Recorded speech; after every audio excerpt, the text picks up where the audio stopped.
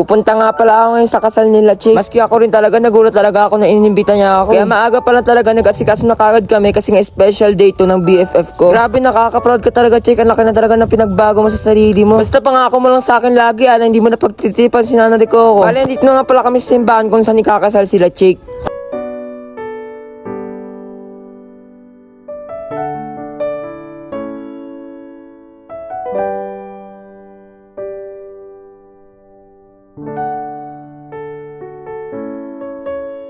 Sa mga oras na to, hindi talaga ako nagdalawang isip kung pupunta ba ako o hindi. Kasi best friend ko na yung nag-invite sa akin, sino ba naman tatanggi doon? Pero nandito na nga ako sa simbahan, parang nahihiya pa nga akong lumapit sa kanila. Tapos dito ko nga lang pala napagtanto na parang mas bagay nga talaga silang dalawa. Tingnan nyo naman, parang unti na lang talaga magkamukha na sila.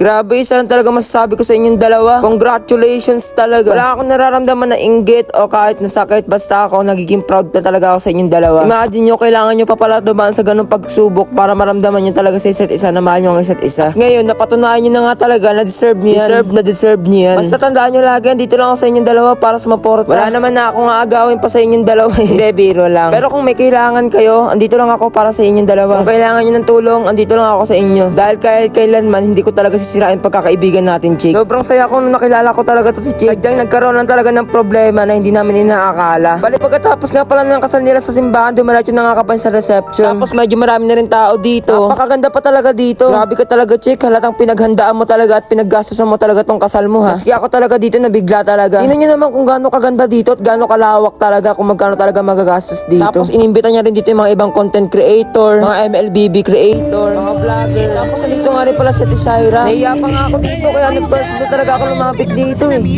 Opo. Ayun yung tawa. Alam mo lang pala to, guys eh. Hey guys. Ate. Ano masasabi mo na kinasal na si Chick at si Nana de Coco? Siyempre masaya ako para sa kanila. Oh. Kailangan maging support tayo sa kaibigan natin. Ganun Oh, eh. tama. Dapat maging supportive tayo na kahit anong mangyari sa buhay natin, dapat ang kaibigan ay sinusuportahan.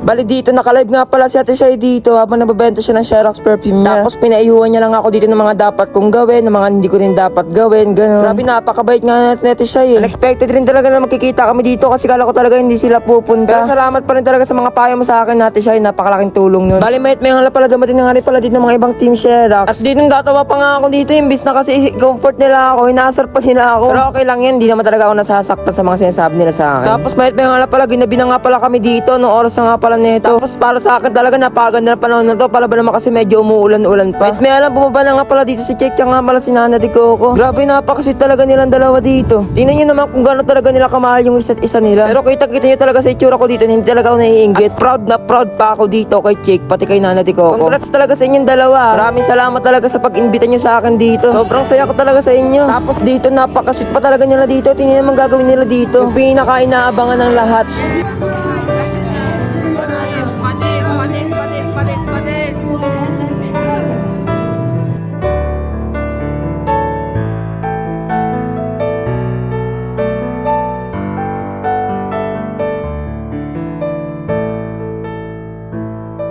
Tapos dito nag-picture na lang kami dito. Eh baka isipin nyo nagpapanggap lang ako ditong masaya. Sobrang saya ko talaga dito kila Chick, promise. Hindi naman ako nagpapakabasik sa kaibigan. Masaya ako para sa kanilang dalawa. Kausap ko pa nga dito yung mama ni Chick eh. Okay na, okay na. Thank you po. Thank you po. Thank you po.